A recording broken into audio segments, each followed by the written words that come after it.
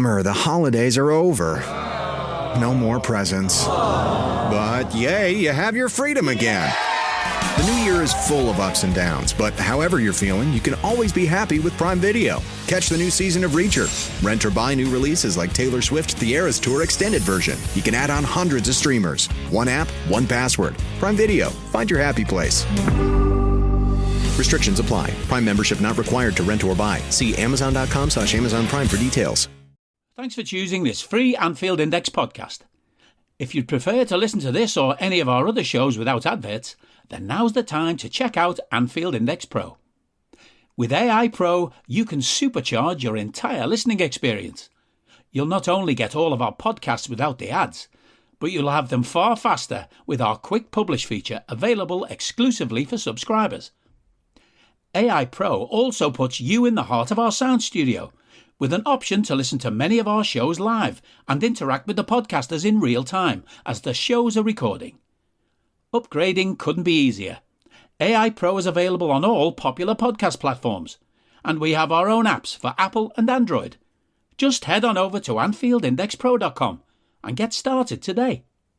Good morning, good afternoon, good evening, wherever you are, whatever you're doing, and welcome to the finale of the Songs of Anfield series, people, for Anfield Index. So, for the final time, it just leaves me to start with an introduction to our acclaimed musician, David John Jaggs. Jaggsies, I would say, from the Ragamuffins. Jaggsy, how are we? Good, surviving Christmas. You know, we're getting there, aren't we? Yeah, we are. We are. In true dad lifestyle, we are just about getting there. But in other positives, Liverpool, top of the league. So that's my musical contribution to this for the start. But people, I know you're wondering, and all the votes and everything, the comments that have come in, but Christ, Jaggsy, we started with the I Feel Fine, the Jurgen song.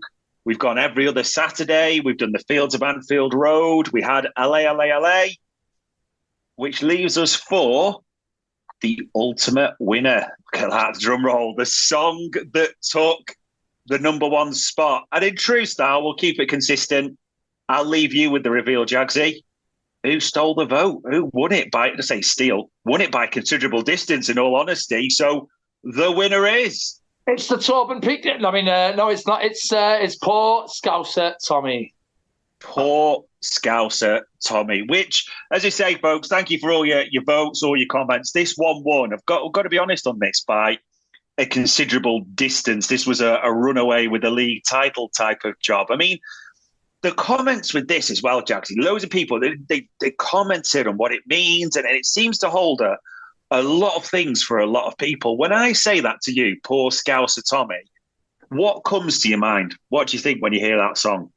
Well, the funny thing is, obviously we did like a recorded version of it on the Unity of Strength record, and the producer had it listed down as Anthem, and I was like, I thought that was quite interesting because because he's someone with very little, if any, affiliation to football, never mind Liverpool, and I thought, well, in a sense, it sort of is, because it's sort of it's almost like a more so than You'll Never Walk Alone.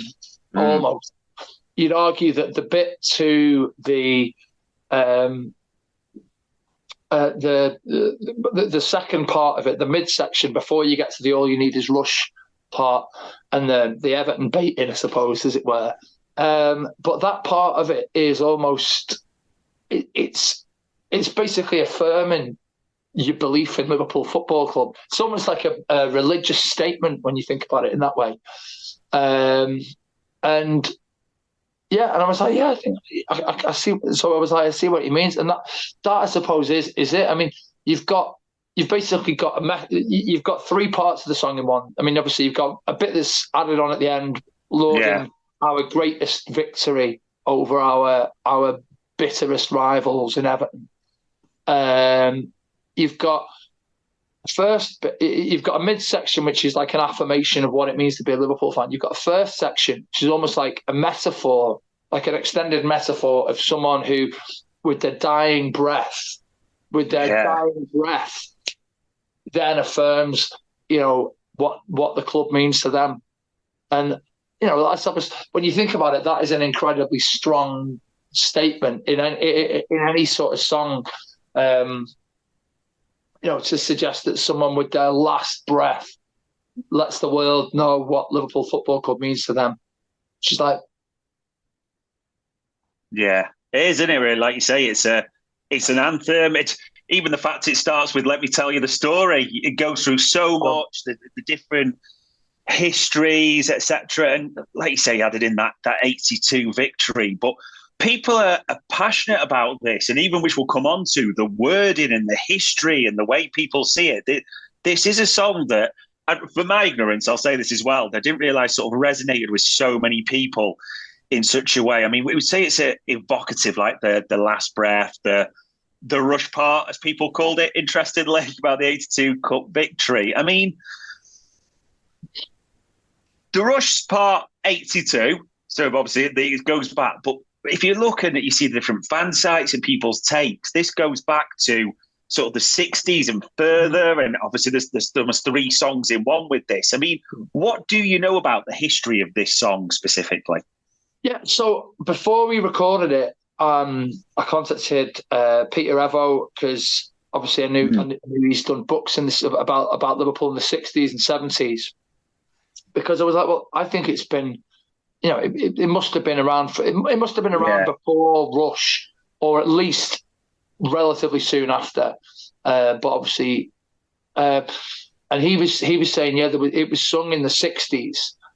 You've obviously got the first two parts are to Red River Valley, which is like a traditional cowboy song. And the second part is obviously the Sash My Father Wore, which is what's the word, like a unionist song in Ireland. So you've got the two kind of component parts there that kind of form the first 2 parts of it. And then obviously you've got All You Need Is Love for the part after that. But yeah, he was saying that it was sung in the 60s in its initial form. I can't remember exactly when he told me he'd first heard it, but I mean, he started going in 1964. So wow. I think his first game was when we won the league against Arsenal. And there's obviously the famous Panorama documentary. Yeah.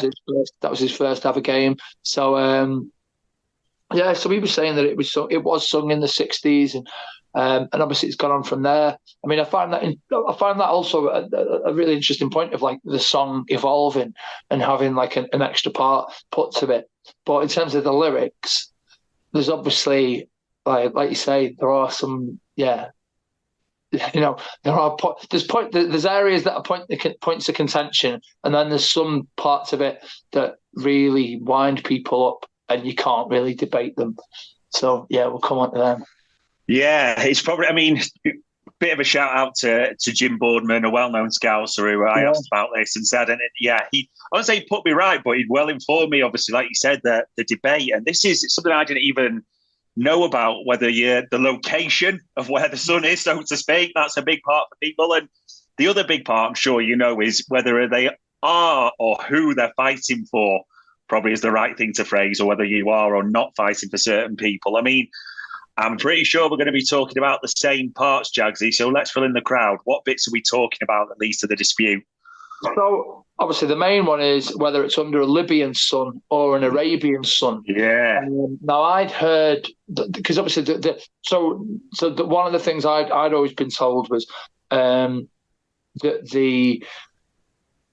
there wasn't conflict in Arabia when but there was obviously more conflict in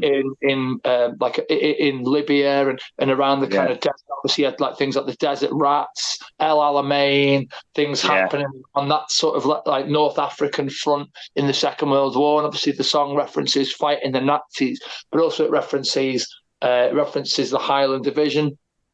Yeah, and obviously that was and I think I'd heard that there was a Highland Division fighting in North Africa, so that would make sort of historical sense.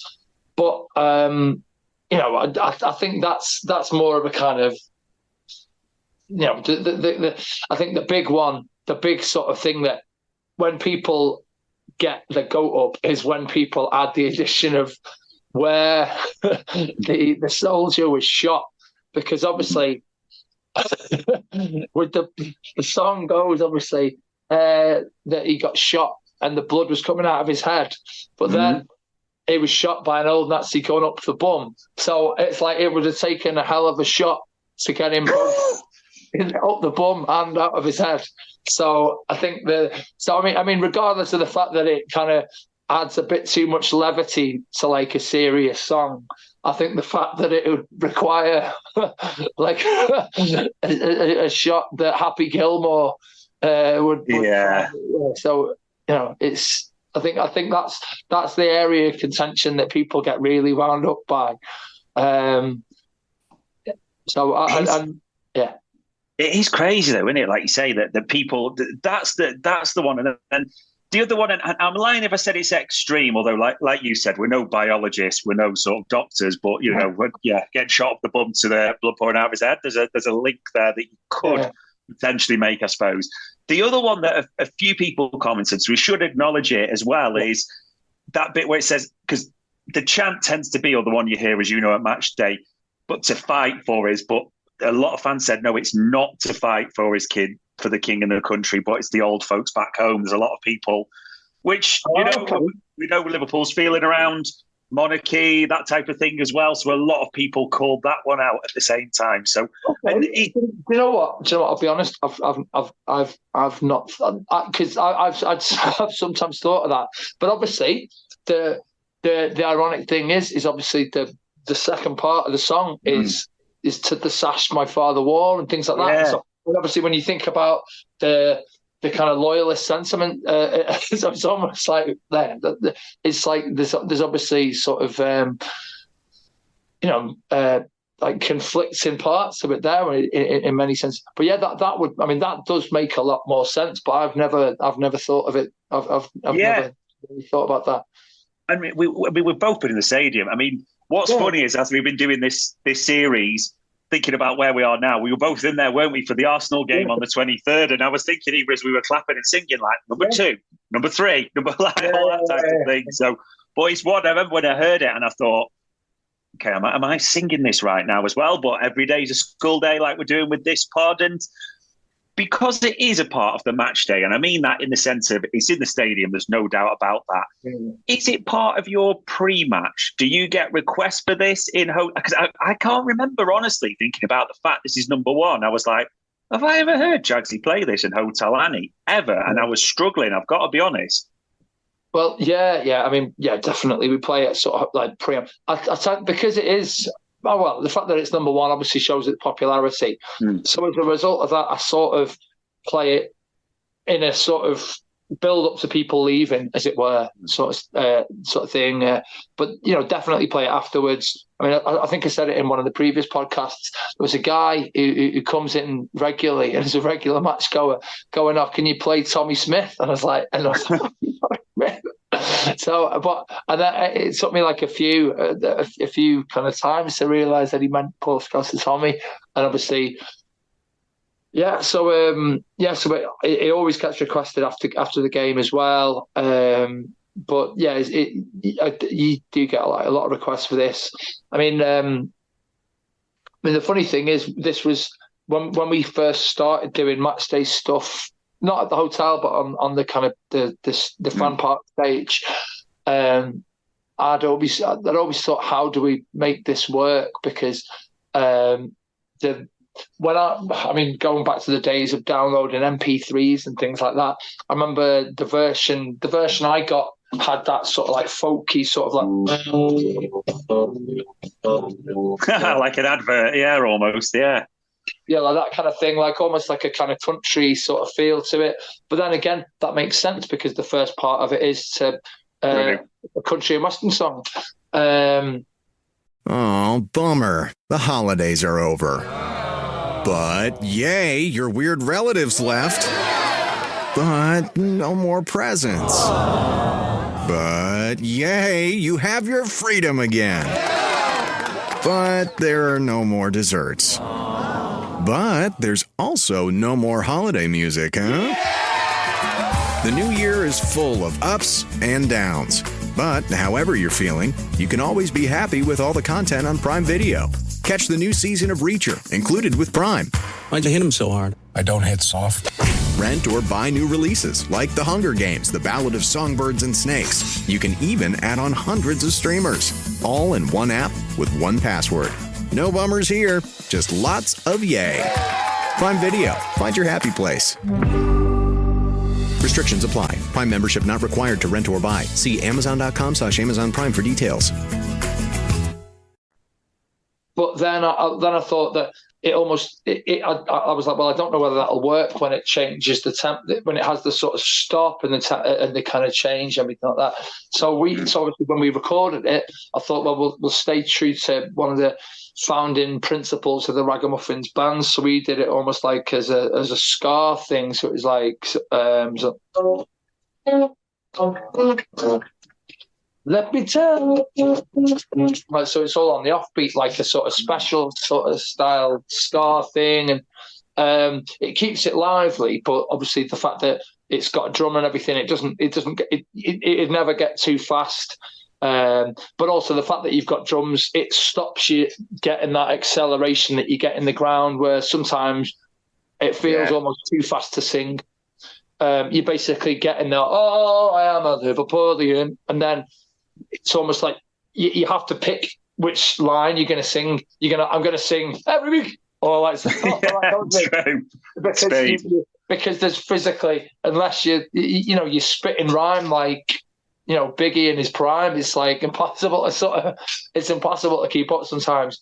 So which is but you can understand why people get excited and why it accelerates, because it is, it's such a, and I was going to say this to you for the Arsenal game. It was slightly unusual in that it got sung a couple of times, because normally it's like really early on as the cop starts to get going, and it's sung quite early on in the sort of the set list, as it were, or the progression of songs on a match day, and you have that thing where someone will start it and it'll be going, so the first part of the song will echo towards the back, and then all of a sudden you'll hear this burst out of "Oh, I am a," that kind of thing. And but I think because obviously with knowing this was coming up, it consciously registered a couple of times, and I was like, yeah, that's like the third time I've heard this today. So yeah. Which I suppose is a good sign, because I thought the atmosphere was really good against Arsenal. So, yeah. Yeah, maybe that's the link. It is. I was going to ask you, like, because we've talked about where you've heard songs vividly, and maybe it's timing's everything, as they say. But like you, I was like clocking that. I was like, this has been on almost like a repeat sort of singles track a few times. But as the atmosphere was bouncing, like you say, in a big game, Jurgen had asked for it.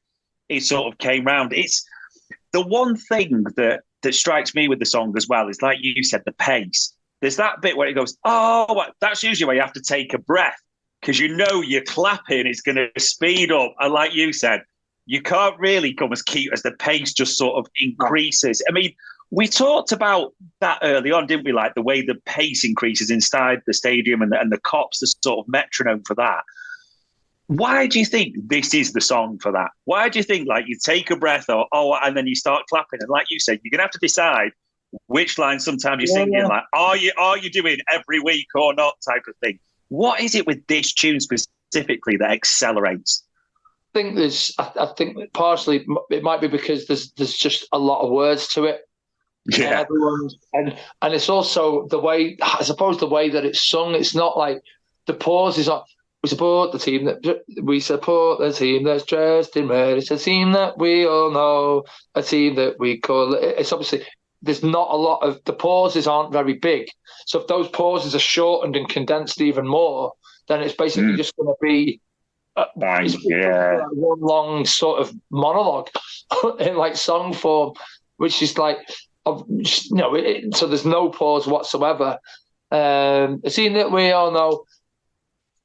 And it's like, because you have that thing where I see that we are not, I see that go there, like people clapping along and do that sort of the double clap thing on the, so it's like you said, and then obviously the all you need is rush bit sort of is when it sort of then comes back together. But I mean, I suppose if it's an away crowd, you could play Control It a lot more because you can start it really slow and like beats you and obviously people. I think some people obviously try and start it at that speed, but it gradually picks up and it's really hard to do. But yeah. It is. It's so weird. Like I say, it starts slow. Usually the odd voice sort of in the cop, whatever, it builds up. Like you said, then it accelerates past that bit that we talked about. And then it doesn't fall flat completely, but it dies down. And then the rush part brings everyone together type of thing. That's the one like, we're back in now for the sort of finale, if you know what I mean. And I genuinely can't think of any song, and I know we're kind of excluded You'll Never Walk Alone in this series, but I can't think of any song like that has that full sort of roller coaster peaks and troughs almost of it, so to speak, as well. Yeah, I mean, when you think about it, You Never Walk Alone as well is almost like a build because you almost like when it comes on and this, when it's played pre-match, you have that sort of. You have the initial part where, because it's sung very low, and it kind of builds to the crescendo, you have that thing where you can still hear the away supporters at the beginning, and then gradually it's sort of like they get like drowned out, and you only hear them, which is quite. I like it when you can just hear like a little snippet of like an away section as the entire like Liverpool section of the ground takes a breath for like You Never Walk Alone. But obviously that is sort of like you start there and you gradually build and build and build and build and build. So it's a different sort of thing to this where there's obviously like build, then like so you got different like you say different sections in this one. So it is. Yeah, and it just comes to like you say comes together at the end, and it is so passionate. Now, one question there was a few actually sent to me that I was told to ask you is, we know we've taken You'll Never Walk Alone out of it, and this is Scouser Tommy's one. Is it your favourite song? And in terms of like to play or the one you like in the stadium, is it your top one? No, necessarily. I think I prefer Fields of Anfield Road. I mean, but I do love it, and I love it. It was the most fun Liverpool song we've had to record, even more so than Si Senor, just because we had to play because it's got the changes in tempos, and we wanted to keep it lively. We had to play it all. We had to play all the drums and the rhythm section live. So when we got that right, we were like, yeah, we get it. And then we had to record all the brass live, which was fun in itself, and we recorded it like the week before COVID. So it felt like it was like the last thing we did for like, for absolutely ages. And the lad we got in to play trombone, Chris Jones, who played on it, he was actually playing for James over the summer. So he did. Nice. So he, obviously, obviously considering James provide one of our other great for Mo. Yeah, it feels like a nice little bit of serendipity now. So it's and when we play it with the band, it's really nice. It's not as enjoyable for me to play when I play it on my own, just because of the way because I love I really like doing the arrangement that we did of it. And it works with the full band, but it's obviously still it's a great Liverpool song and a great song as well. So but personally, like in the ground, I prefer the way that Fields of Anfield Road seems to be able to travel around the ground better. Lift it, yeah. Partially because it's a simpler song, I guess, but. Yeah, so for me, I'd say Fields of Anfield Road out of the ones that are in the top five. But wow, Tell you what, as we're coming to the end of this, let's be honest, Jagsy, some tunes, some tunes have even missed out. Is incredible when you think, but the sort of the top five that people have picked, and especially this one, Scouser Tommy, the top one, you say, emotive, means so many things to so many people, and it still sort of lives on even now. That, as you said, unity is strength, is part of Boss, isn't it? I had Keo was playing it the other night. It still feels like it resonates with sort of families of all ages. People of a certain age are, say, passionate about the history, passionate about the lyrics, and it's still a big part of that whole sort of fan culture in that regard. So, ladies and gents, Paul Scouser Tommy was the top vote in the songs of Anfield, voted for by you guys. However, we've only one big reveal left, Jagsy, because normally people think, oh, that's it, wrapping it up. However, there is one big reveal we've got left for you. So, Jagsy, I'll turn over to you for this one, mate. Fan songs? Yeah. Favourite? If I'm allowed to include current players, I would say, I'd say the Diogo Jota one. Of all time, I've got a Pixie singer, really, haven't I? So it wouldn't be very on brand if I didn't. Do you know what I found out? When Bobby's put, so we when we recorded it, the sort of lyrical tweaks that we put into it were quite a deliberate thing, because we wanted it to be this is the pop song as opposed to the chant. And so obviously there's two things that people got a bit annoyed about. One is the fact that we changed it from the best in the world. The best in the world is Bobby Firmino, and we had the best in the world. His name is Bobby Firmino, which obviously is more of a mouthful, but it had more of a sort of rhythm when we were in terms of the drums and everything. And the other bit was obviously we changed one of them to pass and one of them to give. In terms of give the ball to Bobby, pass the ball to Bobby. However, Mr. Firmino himself, in his book, actually has a transcript, and the lyrics that he's put in for the song are the ones directly lifted from our website. So, which I find quite funny. So either he's not got his ghostwriter to do the due diligence, or he's just obviously really proud of the pop song. So thanks, Bobby. If it's in the autobiography and it's authorised by Bobby, that is probably all that matters. So, ladies and gents, thinking, why are they talking about player songs? Because, as they say in certain shows, keep an eye out because the vote will open. So we've had lots of messages, comments saying, why is it just songs? Why not about the Jota songs you mentioned, Bobby, Virgil? Others got mentioned as well for Mo and James, that link as well. So what we're going to do, ladies and gents, we are going to open the polls, open the votes, as it were, for your favourite player songs. So keep an eye out as normal. Now, if you could, to make it easier for us this time, when we open the polls, if you click on the voting buttons rather than commenting about a million times and sending us absolutely insane, trying to compile it us, that would be absolutely great. If you do want to put a comment, it was great. It was amazing to hear the stories and sort of the insights like poor Scouser Tommy. But keep an eye out, ladies and gents, because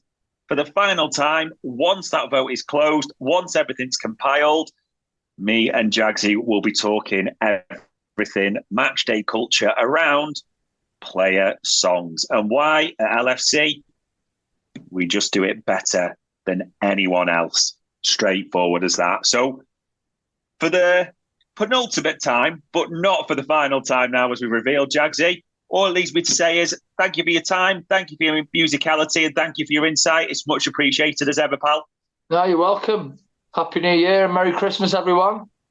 Indeed, yeah. Merry Christmas, goodwill to all men, including Everton fans as well at this time of year as well. But, ladies and gents, it was poor Scouser Tommy.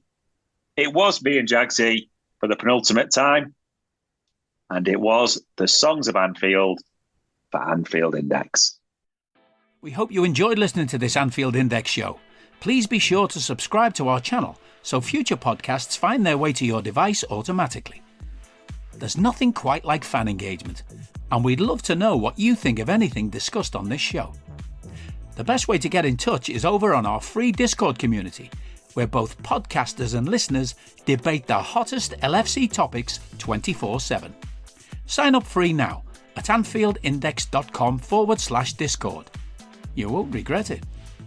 You can also follow us on Twitter at Anfield Index and find us on Facebook by searching for Anfield Index. Oh, and before you go, we'd love it if you could leave us a 5-star review on your favourite podcast app. It only takes a couple of seconds, and it means the world to the people who create these free shows. Sports Social Podcast Network. Experience the life-changing benefits of automated insulin delivery with the T-Slim X2 insulin pump from Tandem Diabetes Care. Snack while you meal prep, doze off on the couch, wear it fashionably or discreetly. You can do it all with the #1 rated automated insulin delivery system according to a DQ&A patient panel. Get started at tandemdiabetes.com. RX only, indicated for patients with type 1 diabetes 6 years and older. Warning, Control-IQ technology should not be used by people under age 6 or who use less than 10 units of insulin per day or who weigh less than 55 pounds. Safety info available at tandemdiabetes.com/safety info.